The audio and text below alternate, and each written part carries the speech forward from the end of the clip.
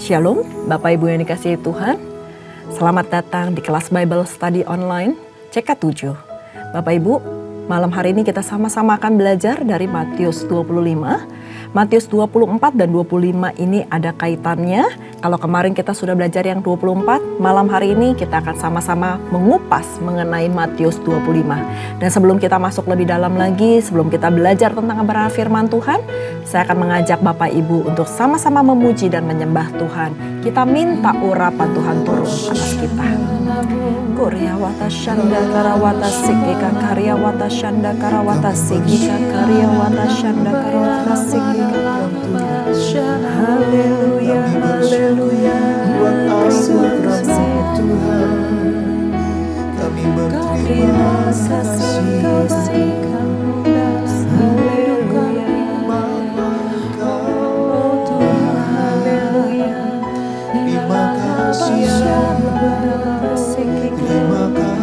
Kami puji Engkau Tuhan, kami tinggikan nama-Mu. Haleluya. Semua karena anugerah-Mu hari ini ada. Bukan karena kuatku, namun karena Roh-Mu.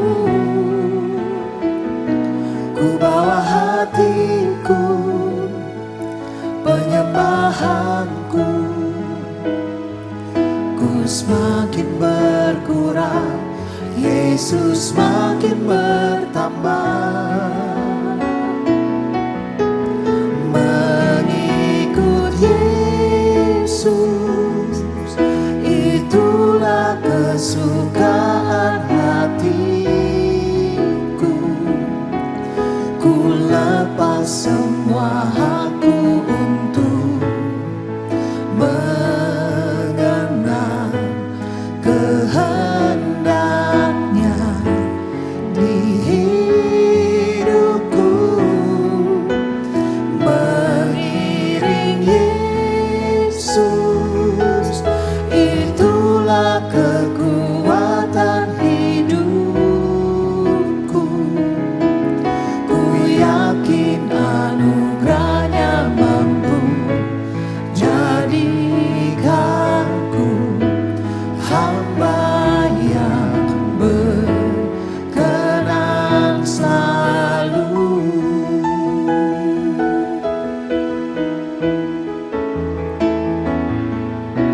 Semua karena anugerah-Mu hari ini ada.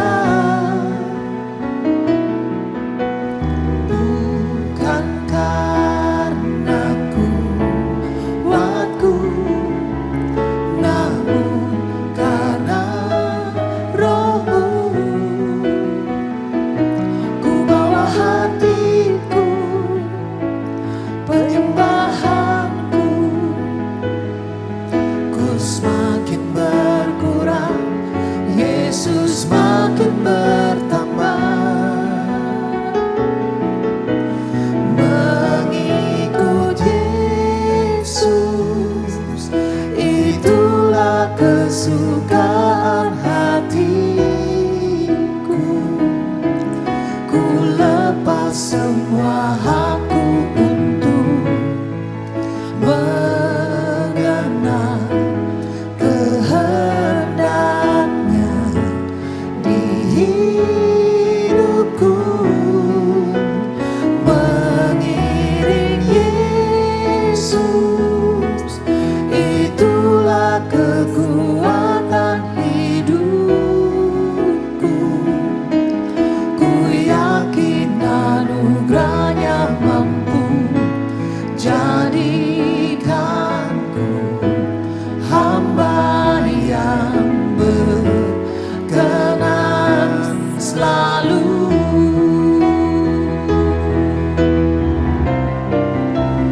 Mengikut Yesus, itulah kesukaan hatiku. Ku lepas semua hakku untuk mengenal kehendaknya di hidupku. Mengiring Yesus, itulah kekuatan hidupku. Ku yakin anugerahnya mampu jadikanku hamba yang berkenan selalu. Ku yakin anugerahnya mampu jadikanku hamba yang berkenan selalu. Ku yakin anugerahnya mampu jadikanku hamba yang berkenan selalu.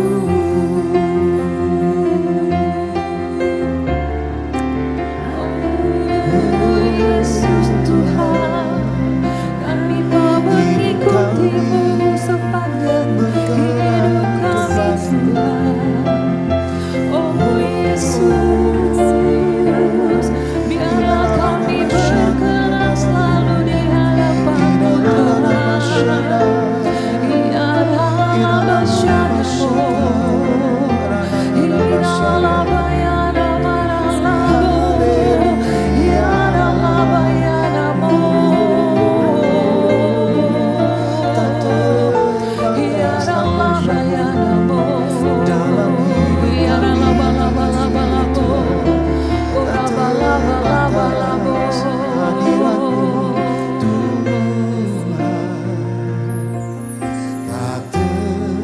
Batas kuasa-Mu,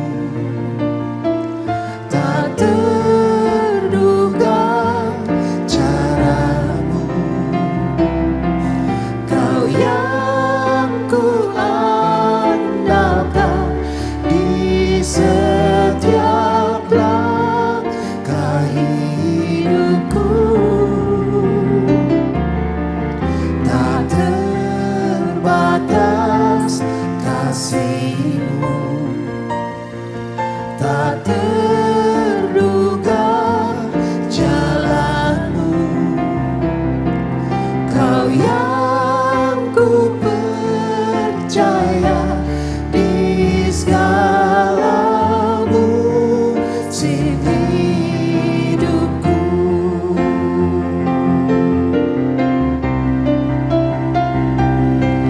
Tak terbatas kuasa-Mu,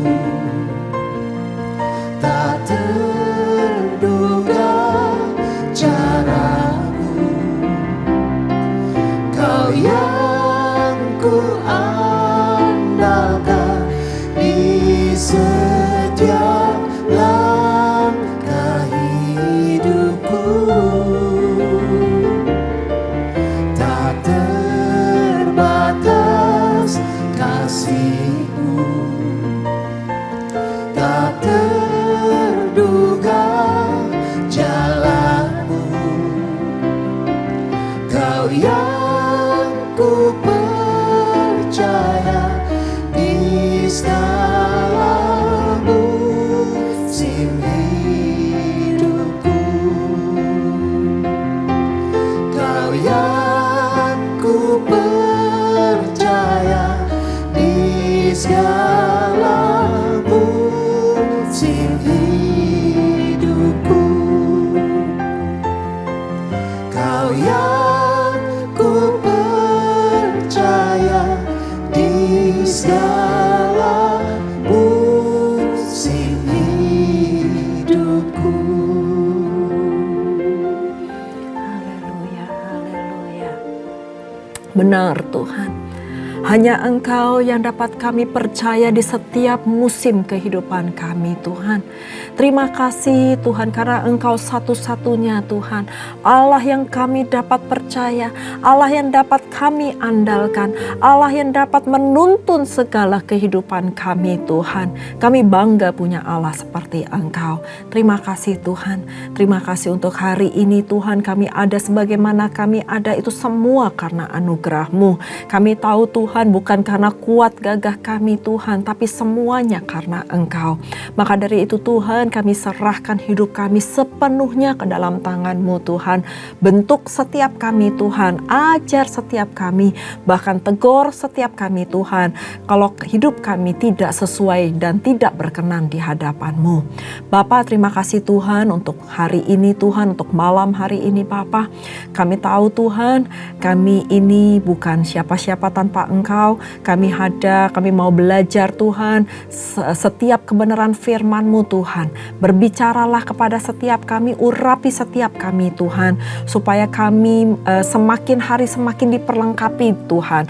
Dan bahkan Tuhan, kami semakin hari iman kami boleh semakin kuat teguh di dalam Engkau, tidak tergoncangkan Tuhan, sampai Engkau mendapatkan kami semuanya taat dan setia sampai garis akhir. Terima kasih Tuhan, urapi setiap jemaat-Mu Tuhan dimanapun mereka berada, dan urapi hamba Tuhan.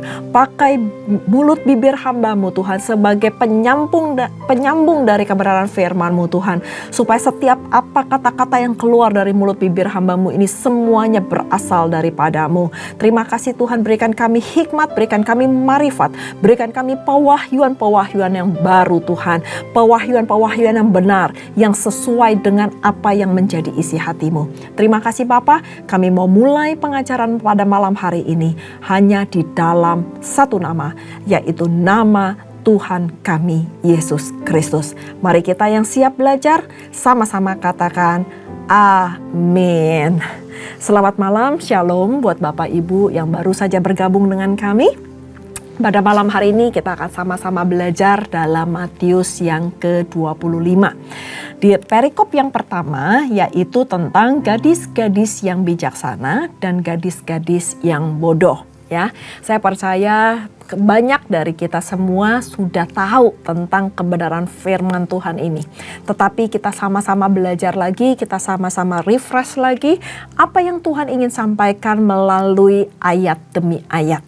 Ya, saya akan mulai pembacaannya yang dari ayat yang pertama. Pada waktu itu, hal kerajaan sorga seumpama 10 gadis yang mengambil pelitanya dan pergi menyongsong mempelai laki-laki. 5 diantaranya bodoh dan 5 bijaksana. Gadis-gadis yang bodoh itu membawa pelitanya tetapi tidak membawa minyak.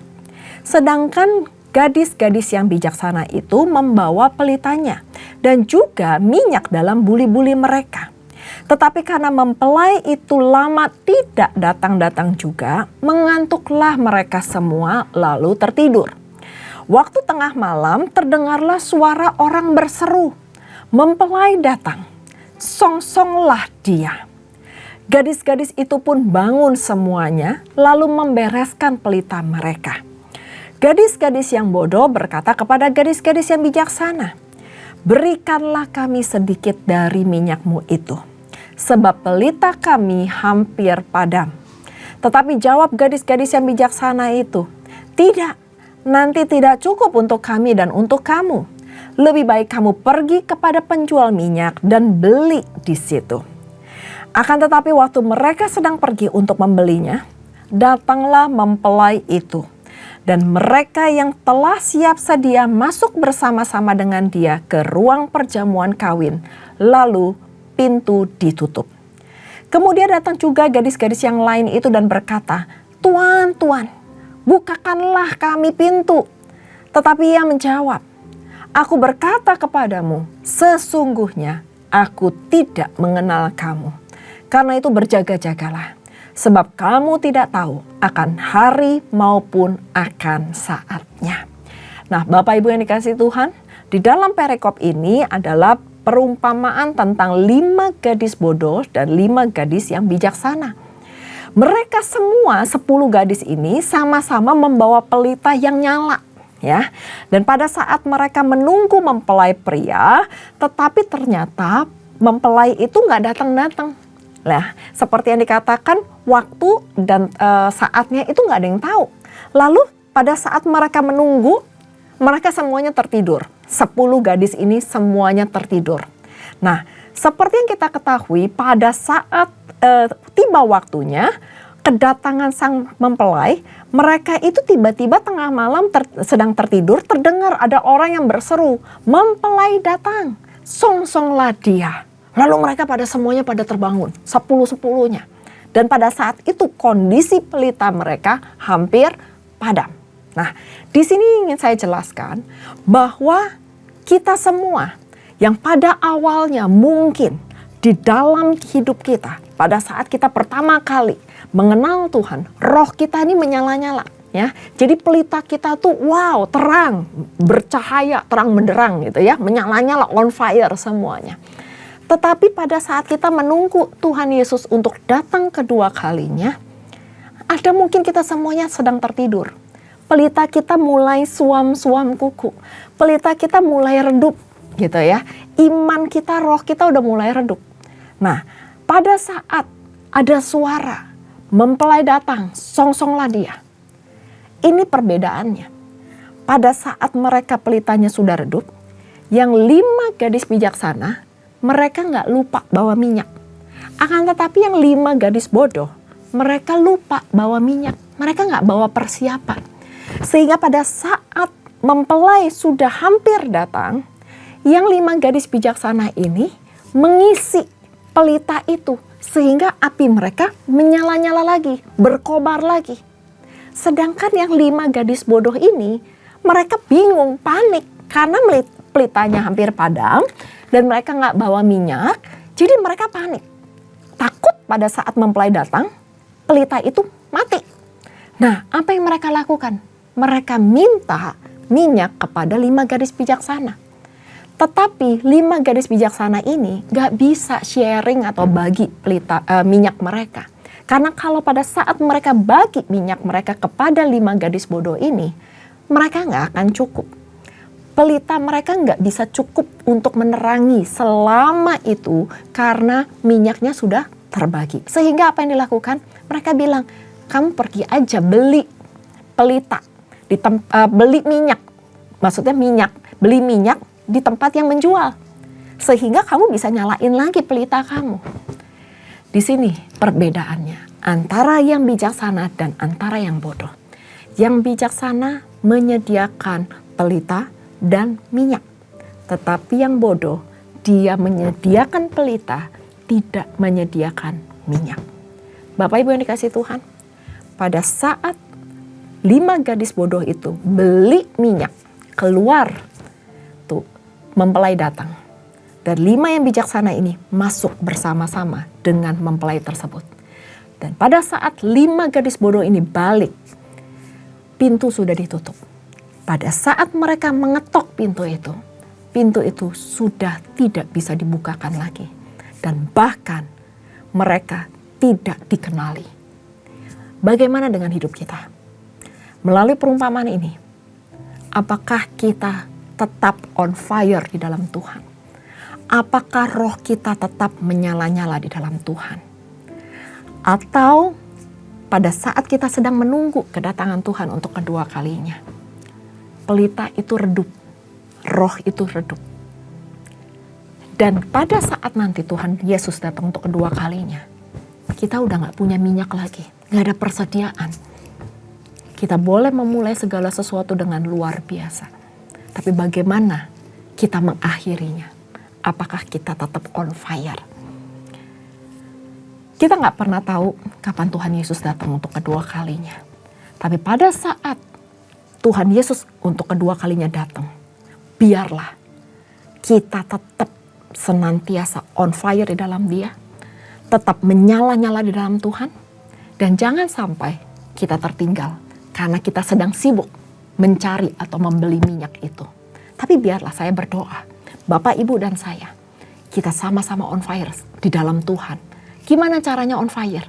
dengan memuji, menyembah Tuhan, berdoa senantiasa melekat kepada Tuhan, mengikuti setiap mungkin ibadah komunitas apapun yang buat hati kita terus menyala-nyala di dalam Tuhan. Dan minta, berdoa kepada Tuhan, bangkitkan rohmu di dalam aku ya Tuhan.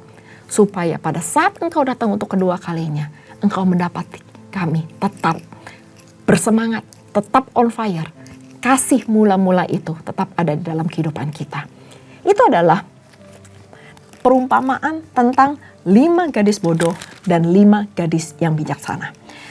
Di perikop yang kedua, perumpamaan tentang talenta. Nah, ini menarik sekali Bapak Ibu yang dikasihi Tuhan. Saya akan bacakan terlebih dahulu di ayat yang ke-14. Sebab hal kerajaan sorga sama seperti seorang yang mau berpergian ke luar negeri, yang memanggil hamba-hambanya dan mempercayakan hartanya kepada mereka. Yang seorang diberikan 5 talenta, dan yang seorang lagi 2, dan yang seorang lagi 1. Masing-masing menurut kesanggupannya. Lalu ia berangkat. Garis bawahi masing-masing menurut kesanggupannya. Segera pergilah hamba yang menerima 5 talenta itu. Ia menjalankan uang itu lalu beroleh laba 5 talenta. Jadi totalnya 10. Dari 5 yang diberikan oleh tuannya, dia beroleh laba menjadi 10. Ya. Tetapi hamba yang menerima 2 talenta itu berbuat demikian juga, berlaba 2 talenta. Jadi tadi yang 5 plus 5 sama dengan 10. Lalu hamba yang menerima 2 talenta itu juga berbuat yang sama, berlaba 2 talenta. Jadi 2 plus 2 jadi 4. Tetapi di ayat 18, hamba yang menerima 1 talenta itu pergi dan menggali lubang di dalam tanah, lalu menyembunyikan uang tuannya. Lama sesudah itu pulanglah tuan hamba-hamba itu, lalu mengadakan perhitungan dengan mereka. Hamba yang menerima 5 talenta datang dan membawa laba 5 talenta katanya. Tuan, 5 talenta Tuan percayakan kepadaku. Lihat, aku telah beroleh laba 5 talenta. Maka kata Tuan itu kepadanya, baik sekali perbuatanmu itu, hai hambaku yang baik dan setia. Engkau telah setia dalam perkara kecil. Aku akan memberikan kepadamu tanggung jawab dalam perkara yang besar.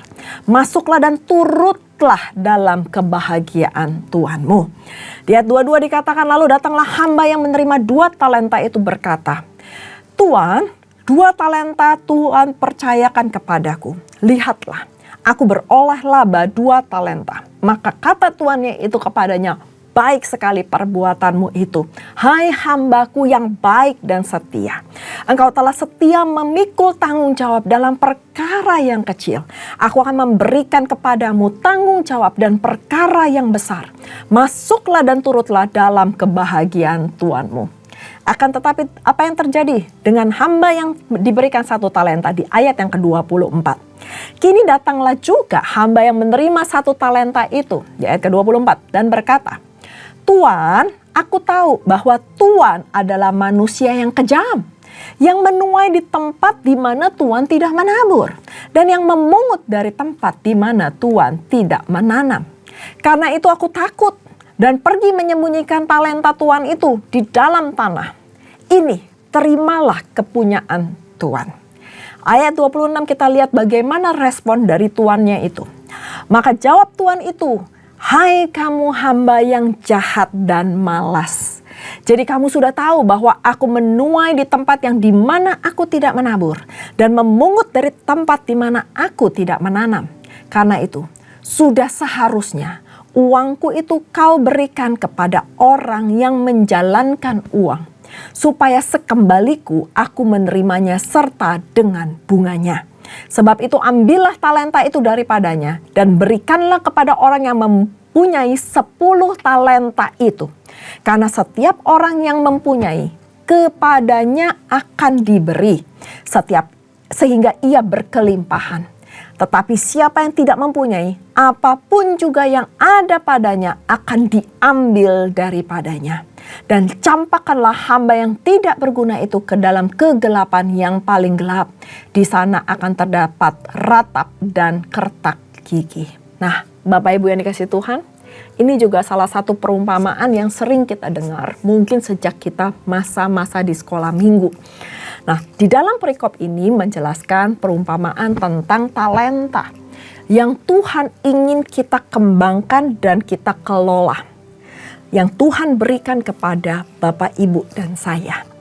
Talenta itu melambangkan semua kemampuan, semua waktu, semua sumber daya, dan kesempatan untuk melayani Tuhan. Dan tiap-tiap kita diberikan menurut kesanggupan kita masing-masing. Tergantung bagaimana cara kita mengelolanya. Ada seperti hamba yang diberikan 5 talenta, ada hamba yang diberikan 2 talenta, ada hamba yang diberikan 1 talenta. Semuanya Tuhan tahu kapasitas kita. Nah, pada saat Tuhan berikan talenta itu kepada kita, bagaimana caranya kita mengembangkan dan mengelola sehingga kita ini bisa memperoleh talenta yang lebih dan lebih lagi. Bukan soal kita bisa, tetapi apakah kita mau mengembangkannya. Karena Tuhan bilang kok dari awal diberikan sesuai dengan kesanggupan masing-masing. Mau nggak kita mengembangkannya? Yang 5 Tuhan tahu bahwa dia ini bisa lebih. Yang 2 Tuhan tahu kapasitasnya cuma 2. Tetapi yang 1 ini bagaimana? Dia sanggup nggak mengembangkan 1 menjadi 2? Nah, itu adalah hal-hal yang dipercayakan oleh Tuhan supaya kita semua belajar untuk bertanggung jawab.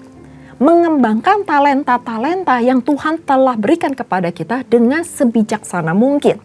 Nah, akan tetapi kalau kita malas mengembangkannya, maka murka Tuhan akan turun akan kita. Dan Tuhan itu luar biasa. Semakin kita mengembangkan, semakin banyak yang kita peroleh, Tuhan akan semakin tambahkan. Ingat, yang 5 mendapatkan 10 dan yang 1 tidak mendapatkan apa-apa. Yang 1 diambil daripadanya dan diberikan kepada yang 10. Bukannya terus habis itu Tuhan bilang, oh kasihan yang kamu gak bisa mengembangkan, yuk saya bantu. Enggak, tapi Tuhan justru malah ambil, Tuhan berikan kepada yang bisa mengembangkannya dengan baik. Ingat Bapak Ibu yang dikasihi Tuhan, semakin kita bertanggung jawab kepada setiap talenta yang Tuhan berikan kepada kita, Tuhan itu akan menambahkan kapasitas kita. Kalau kita setia pada perkara-perkara yang kecil, maka Tuhan akan tambahkan perkara-perkara yang besar di dalam kehidupan kita.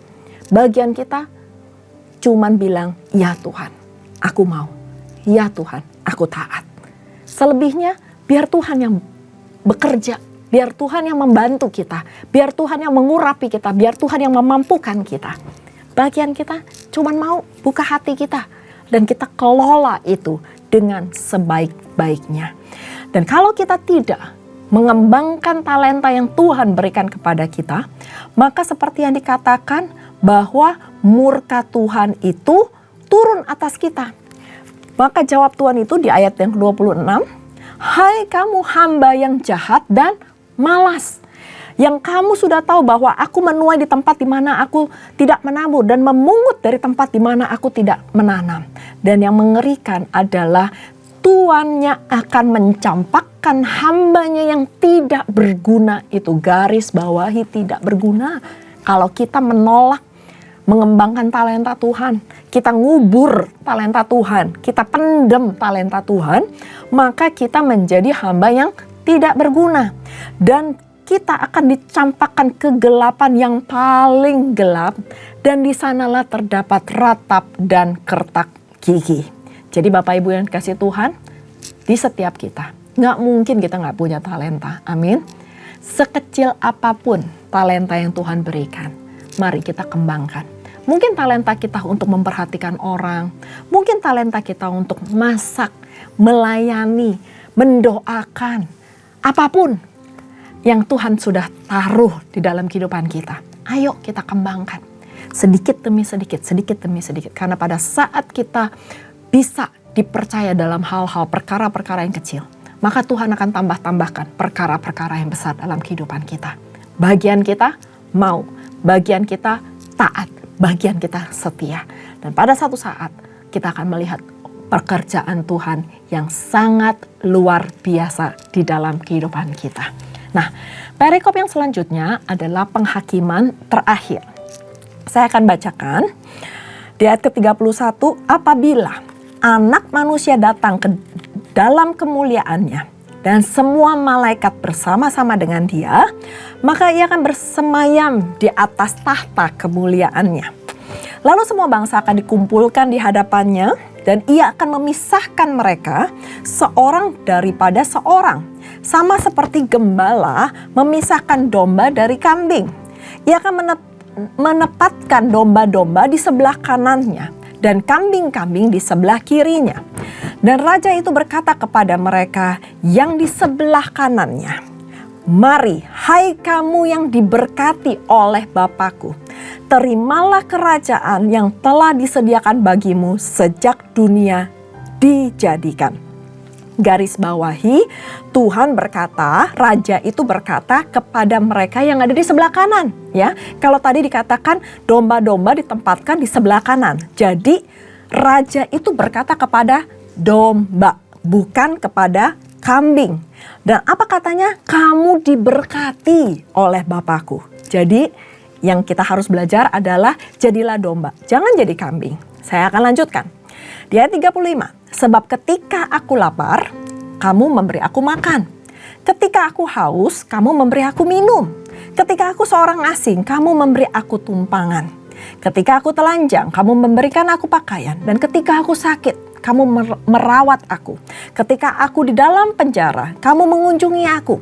Maka orang-orang benar itu akan menjawab dia katanya, Tuhan, bila manakah kami melihat engkau lapar dan kami memberi engkau makan, atau haus dan kami memberi engkau minum? Bila manakah kami melihat engkau sebagai orang asing dan kami memberi engkau tumpangan, atau telanjang kami memberi engkau pakaian? Di ayat 39 dikatakan, bila manakah kami melihat engkau sakit atau dalam penjara, kami akan mengunjungi engkau.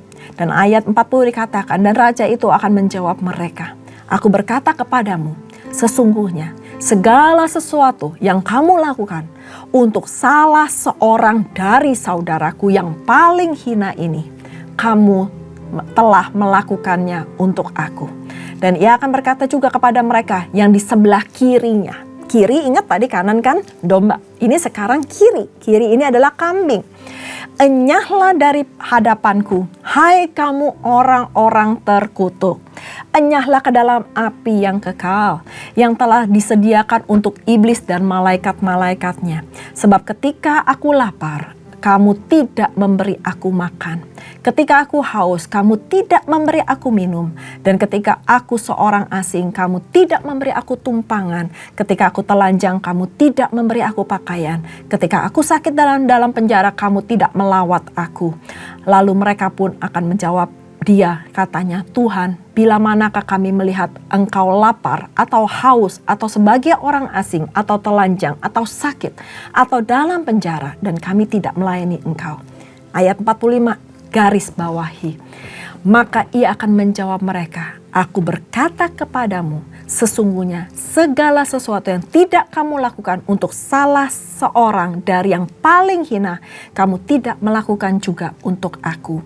Dan mereka ini akan masuk ke dalam tempat siksaan yang kekal, tetapi semua orang benar ke dalam hidup yang kekal. Nah, di dalam ayat ini, di dalam perikop ini, dari 32 sampai 46, kita belajar bahwa ada pemisahan antara domba dan kambing. Domba ditaruh di sebelah kanan, kambing ditaruh di sebelah kiri. Yang domba ini akan masuk dalam kerajaan sorga, diberkati dan menikmati berkat-berkat yang Tuhan telah berikan. Tetapi yang kambing itu mengalami siksaan seperti iblis dan malaikat-malaikatnya. Karena apa? Karena domba itu taat. Domba itu mengenal suara gembalanya. Ya, kalau gembala manggil domba, ya, suara gembala itu pasti akan dikenal oleh dombanya dan dombanya akan datang. Tetapi apa yang terjadi dengan kambing? Kambing itu bisanya nanduk. Kambing itu bisanya cuma melawan, membantah, ya. Jadi kalau kita membantah kebenaran firman Tuhan, kita menolak kebenaran firman Tuhan, kita nggak taat sama firman Tuhan, hati-hati. Jangan sampai kita ini seperti kambing yang dibawa ke sebelah kiri. Tetapi biarlah kita menjadi domba-domba yang dibawa sebelah kanan. Nah, tapi bagaimana caranya? Salah satunya adalah pemisahan yang dimana kita melakukan perbedaan, yaitu dengan menunjukkan belas kasih Kristus, dan kasih Kristus itu terpancar dalam kehidupan kita. Jadi tadi harus taat, harus setia, harus denger-dengeran sama gembalanya, tetapi juga ada belas kasihan. Kita bukan cuman show off aja, cuman cuman nunjukin aja, tetapi kita juga punya belas kasihan. Karena dua hal ini gak bisa dipisahkan. Kita harus dengar-dengaran, kita harus lakukan kebenaran firman Tuhan, tetapi kita juga harus menabur kasih di dalam kehidupan kita. Kita harus punya belas kasihan kepada orang. Jangan kita mengabaikan orang-orang yang mungkin ada di sekeliling kita, yang memerlukan pertolongan kita, yang memerlukan bantuan kita. Bantuan itu nggak selalu cuman dalam hal materi Bapak Ibu, tetapi bantuan itu juga bisa didasari dengan perhatian, dengan doa, mungkin dengan kita bercakap-cakap, dengerin apa yang orang itu punya keluh kesah, curhatannya mereka. Itu adalah bagian dari sebuah bentuk pelayanan juga. Jadi Bapak Ibu yang dikasihi Tuhan, melakukan kebenaran firman Tuhan dan memiliki belas kasihan itu adalah dua hal yang tidak bisa dipisahkan dalam kehidupan kita. Maka pada saat kita melakukan hal-hal tersebut, maka saya percaya janji Tuhan pasti akan digenapi di dalam kehidupan kita. Dan kita akan dipisahkan dari kambing. Kita akan dimasukkan dalam golongan domba-domba. Ditempatkan di sebelah kanan Allah Bapa. Dan kita akan menikmati berkat-berkat yang Tuhan telah sediakan dalam kehidupan kita. Dan saya berdoa supaya Bapak, Ibu, dan saya, kita adalah semua bilangan-bilangan domba yang Tuhan telah pilih dan Tuhan telah tetapkan dari sejak mula dunia ini ada. Mari kita berdoa. Bapa kami yang di surga, terima kasih Tuhan untuk kebenaran firman Tuhan. Kami belajar Tuhan bahwa kami gak mau cuman memulai segala sesuatu dengan baik, dengan menyala-nyala di dalam Engkau, tetapi biarlah setiap kami juga dapat mengakhirinya dengan tetap taat dan setia kepadamu. Tetap on fire di dalam Tuhan. Menjaga kasih mula-mula itu dalam kehidupan kami. Kami mau seperti 5 gadis yang bijaksana Tuhan. Yang membawa pelita dan juga membawa minyaknya. Sehingga pada saat mempelai pria itu datang, kami telah siap. Kami siap menyongsong Engkau, Raja di atas segala raja. Dan kami boleh masuk ke dalam pesta perjamuan itu bersama-sama Engkau. Dan kami dapat menikmati semua kemurahan yang Tuhan telah berikan dalam kehidupan kami. Dan Tuhan, kami juga mau Tuhan berjanji mengembangkan talenta yang Tuhan telah percayakan dalam kehidupan kami. Kami mau belajar untuk taat dan setia dengan perkara-perkara yang kecil. Dan kami percaya Tuhan akan menambah-nambahkan perkara-perkara besar dalam kehidupan kami. Mampukan setiap kami Tuhan, urapi setiap kami Tuhan di dalam menjalankan, mengelola talenta yang Tuhan telah berikan kepada kami. Sehingga Tuhan bangga atas hidup kami. Dan Tuhan bahkan menambah-nambahkan talenta juga di dalam kehidupan kami. Kami gak mau malas Tuhan. Kami mau Tuhan memberikan sisa dari hidup kami Tuhan. Itu semuanya untuk kemuliaan nama Tuhan. Dan juga Tuhan seperti perumpamaan yang terakhir Bapa, bahwa kami mau Tuhan tetap taat dan setia melakukan firman-Mu, menjadi domba-domba-Mu Tuhan, yang dipisahkan dari kambing-kambing Tuhan. Dan kami mau Tuhan menerima berkat-berkat juga yang Engkau telah sediakan bagi setiap kami yang taat dan setia mendengarkan firman-Mu, melakukan perintah-Mu, dan memiliki belas kasihan Kristus di dalam kehidupan kami. Berkati setiap jemaat-Mu Tuhan, dimanapun mereka berada Tuhan. Engkau berkati apapun Tuhan yang menjadi pergumulan hidup mereka. Yang lemah Tuhan kuatkan, yang sakit Tuhan sembuhkan, yang susah Tuhan hibur. Dan kami percaya pemulihan demi pemulihan terjadi di setiap jemaat-Mu pada malam hari ini. Terima kasih Bapa, terima kasih Roh Kudus, dan sebentar lagi jika kami berpisah satu dengan lainnya, kami rindu untuk menerima berkat yang daripadamu. Mari Bapak Ibu yang dikasihi Tuhan, sebelum kita berpisah, kita mengangkat tangan kita dan kita siap menerima berkat.